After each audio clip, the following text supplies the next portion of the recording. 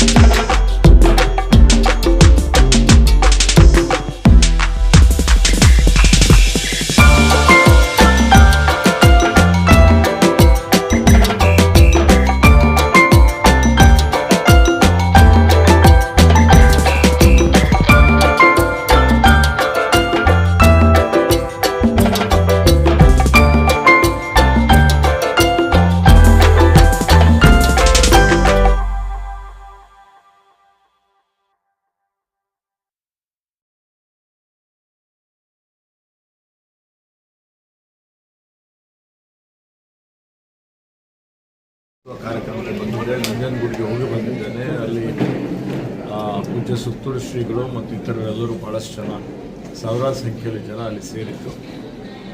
ಈಗ ಇಲ್ಲಿ ವಸ್ತು ಪ್ರದರ್ಶನ ಪ್ರಾಧಿಕಾರಕ್ಕೆ ಭೇಟಿ ಕೊಟ್ಟಿದ್ದೇನೆ. ಅಯ್ಯೂಬ್ ಖಾನ್ ಅವರು ಮತ್ತು ವಿಜಯಕುಮಾರ್ ಅವರು ನನ್ನ ಜೊತೆಯಲ್ಲಿದ್ದಾರೆ. ಭಾಳ ಖುಷಿ ಆಗ್ತಾ ಇದೆ, ಭಾಳ ಸಂತೋಷ ಆಗ್ತಾ ಇದೆ.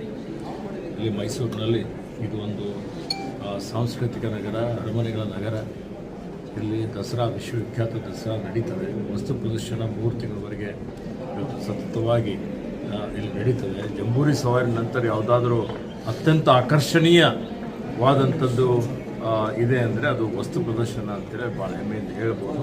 ಸುಮಾರು 30 ಇಲಾಖೆಯವರು ತಮ್ಮ ತಮ್ಮ ಮಳಿಗೆಗಳನ್ನು ಹಾಕಿ ಅವರ ಏನು ಉತ್ಪಾದನೆ ಇದೆ ಅಥವಾ ಏನು ಜನರಿಗೆ ಮಾಹಿತಿ ಕೊಡುವಂಥದ್ದು, ಅದರಲ್ಲಿ ವಿಶೇಷವಾಗಿ ರೈತರಿಗೆ ತೋಟಗಾರಿಕೆ ಬೆಳೆ ಇರ್ಬೋದು ಅಥವಾ ಯಂತ್ರೋಪಕರಣಗಳಿದೆ ಅಥವಾ ನವೀಕರಿಸಬಹುದಾದಂಥ ಇಂಧನದ ಬಗ್ಗೆ ಎಲ್ಲ ಕಾರ್ಯಕ್ರಮಗಳ ಬಗ್ಗೆ ಅರಿವು ಮೂಡಿಸುವಂಥದ್ದು.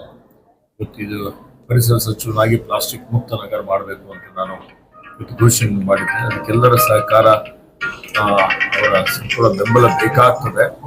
ಆ ದೃಷ್ಟಿಯಿಂದಲೂ ಇವತ್ತು ಈ ಒಂದು ವಸ್ತು ಪ್ರದರ್ಶನದಲ್ಲಿ ಯಾವ ರೀತಿಯಲ್ಲಿ ಅದಕ್ಕೆ ಪರ್ಯಾಯವಾಗಿ ಈ ಪ್ಲಾಸ್ಟಿಕ್ ಉಪಯೋಗ ಮಾಡದೆ ಇವತ್ತು ಏನು ಬಟ್ಟೆಯ ಬ್ಯಾಗ್ಗಳನ್ನು ಉಪಯೋಗ ಮಾಡುವಂಥದ್ದು, ಪ್ರಕೃತಿ ಪರಿಸರ ಸಂರಕ್ಷಣೆ ಬಗ್ಗೆ, ಅರಣ್ಯ ಸಂರಕ್ಷಣೆ ಬಗ್ಗೆ ಜನರಿಗೆ, ಯುವಕರಿಗೆ, ವಿದ್ಯಾರ್ಥಿನಿಯರಿಗೆ ಮಾಹಿತಿ ಕೊಡುವಂಥದ್ದು, ಇತ್ತು ಅನೇಕ ಕಾರ್ಯಕ್ರಮಗಳು ಇಲ್ಲಿ ನಿರಂತರವಾಗಿ ಜರುಗ್ತಾ ಇದ್ದಾವೆ.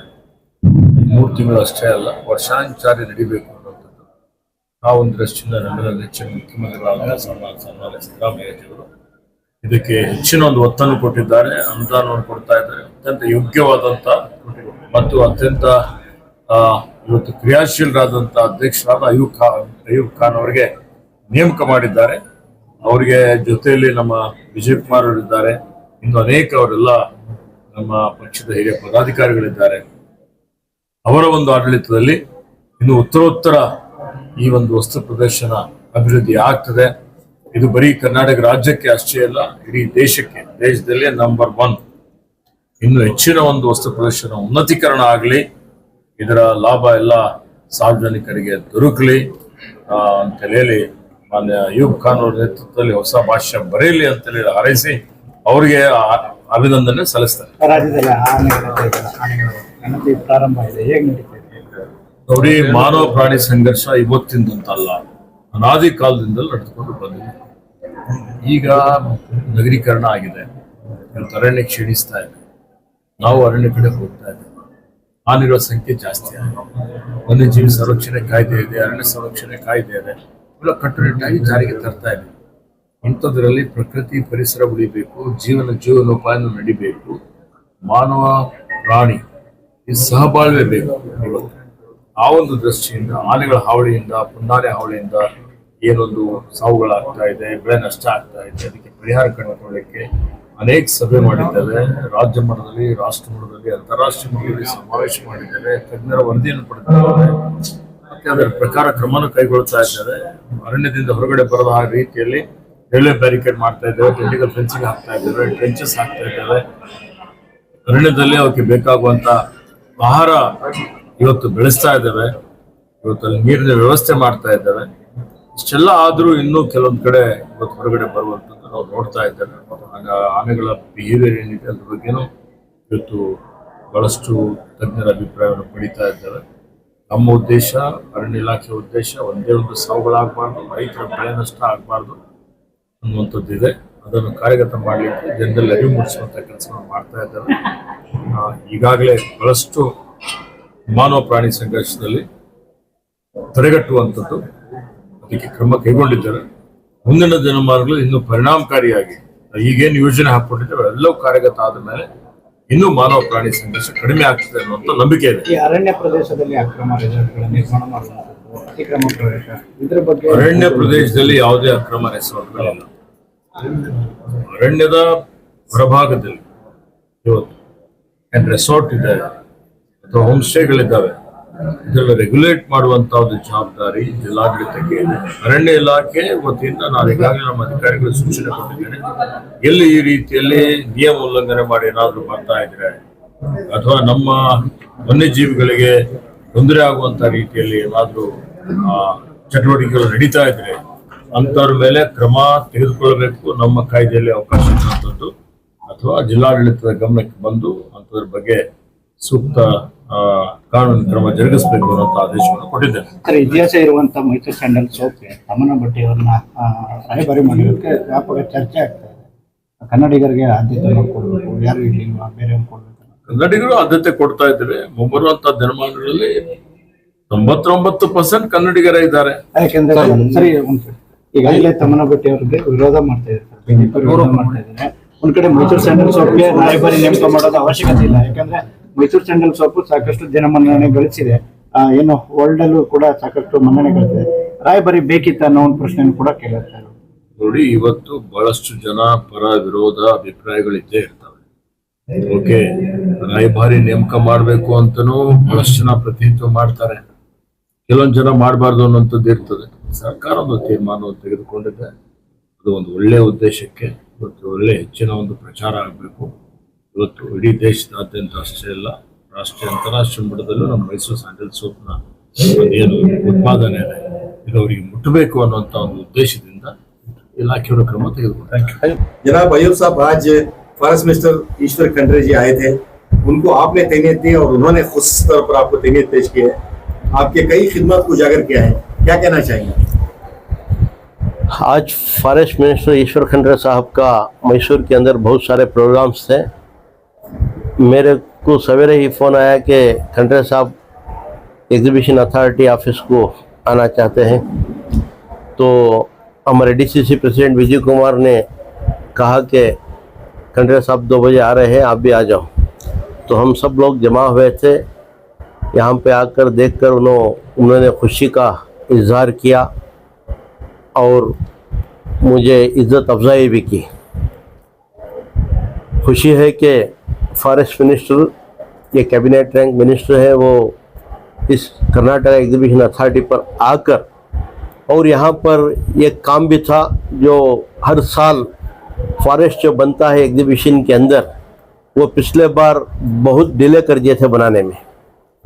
बहुत सारे लोग उस फॉरेस्ट को देखने से महरूम रह गए थे। तो इस बार मैंने उनको कहा कि लास्ट टाइम ऐसा हो चुका है, इस बार नहीं होना चाहिए। फिर एग्जीबिशन 3-4 महीने में फिर शुरू होने वाली है। तो तुरंत ही सीसीएफ को फ़ोन कर उन्होंने इस बार पहले दिन से ही इसका एग्जीबिशन का आगाज़, फॉरेस्ट का आगाज़ होना चाहिए, उसे लेट नहीं करना चाहिए और अच्छे तरीके से ही बनाना चाहिए। ऑलरेडी ऑर्डर किया और आने वाले दिनों में एग्जीबिशन के लिए जो भी हो सकता है मैं फॉरेस्ट डिपार्टमेंट से मदद करने का वादा भी कर गए। ये बहुत बड़ी खुशी की बात है। सर, हमारे तौर पर जो है इजलास हुआ, क्योंकि आप बता रहे थे कि भी कल सुबह में ही इसको जो है अरेंज किया था। तो सारे के सारे जो है जितने भी कांग्रेस के कारकुनान हैं और आपके जितने भी जो है यहाँ के एग्जीबिशन के जितने मेंबरान हैं, वो सब यहाँ पर दाखिल हुए। क्योंकि बरसात का मौसम है, बहुत ज़्यादा जोर से जो है बरसात जा रही है, इसके बावजूद भी सारे लोग जो है यहाँ पर मौजूद रहे। इसके लिए आपका क्या कहना है? ये उनकी मोहब्बत है जो मेरे लिए जाहिर करते हैं। वक्तन जब भी आवाज़ दूँ तो लब्बैक कहकर सब लोग जुड़ जाते हैं। ये आपस में ये वर्कर्स या चेयरमैन इस तरीके का मामला नहीं है। हम सब लोग दोस्त की तरह काम करते हैं। जब भी वक्त पड़ता है तो वो लोग मेरे लिए आ जाते हैं और उनके लिए मैं भी चले जाता हूँ। सर, बहसीत चेयरमैन आने वाले दिनों में आपकी क्या और प्लान है सर बेहतर बनाने के लिए एग्जीबिशन? मैं एग्जीबिशन, इस साल की एग्जीबिशन जो है स्टार्ट करने वक्त मेरा मंसूबा है कि ये सिर्फ कर्नाटका मैसूर एग्जीबिशन बनकर ना रहे, ये एक टूरिज़्म सेंटर बन जाए, जिससे साल में 3 महीने या 4 महीने चलती है। ये 4 महीने चलने के बजाय ये साल भर चले। तो यहाँ पर एक बेहतरीन म्यूज़िकल फाउंटेन आ रहा है और इसके साथ साथ कमर्शियल ब्लॉक भी रिनोवेट किया जा रहा है और उसके साथ साथ dragon boating point, floating dragon बोलकर एक प्रोग्राम ला रहे हैं हम, जहाँ पर लेक बना रहे हैं तकरीबन 1 एकड़ की जगह में, जिसमें बोटिंग होगी, उसके बीच में एक ड्रैगन होगा। इस तरीके से नए प्रोग्राम्स यहाँ पर लाकर इम्प्लीमेंट कर आने वाले दिनों में एग्जीबिशन को टूरिज़्म सेंटर बनाना चाहता हूँ। सर पिछली मरतबा हमने आपसे सवाल किया था एग्जीबिशन के आगाज से पहले जब आपने चार्ज लिया था, सर स्कूल के बच्चों के लिए खुसूसन यहाँ पे नॉलेज हासिल करने के लिए क्या सहूलत दी जाएगी, तो आपने कहा था कि बिल्कुल इसको किया जाएगा। क्या किया सर? यहाँ पर इस कनाडा कारंजी बिल्डिंग के अंदर एक कावेरी लाइफ लाइन बोलकर एक म्यूजियम है, जहाँ पर कावेरी जो नदी है जहाँ से शुरू होती है और जहाँ पर जाकर ख़त्म होती है, और उसके दौरान जो जो भी इलाके मिलते हैं, जो जो भी तरीक़े से ज़मीनें रहते हैं, वो क्या है, किधर है, किस तरीक़े से आ रही है, डैम कहाँ बन रहा है, वो पूरा एक म्यूजियम इस बिल्डिंग के अंदर है। उसको देखने के लिए, उसको समझने के लिए, ये तो बच्चों की पढ़ाई में भी एक सब्जेक्ट है कावेरी, तो उसको नॉलेज के लिए ये शुरू किया गया है। वो कभी भी आए तो फ्री उनको दाखिला है, हम फ्री दिखाएंगे। सर पिछले एग्जीबिशन में प्राइम अट्रैक्शन आपका वो जो पैलेस के टैबलेट्स थे वो थे सर, तो इस साल क्या कुछ प्लानिंग है? इंशाल्लाह अभी 3-4 महीने हैं।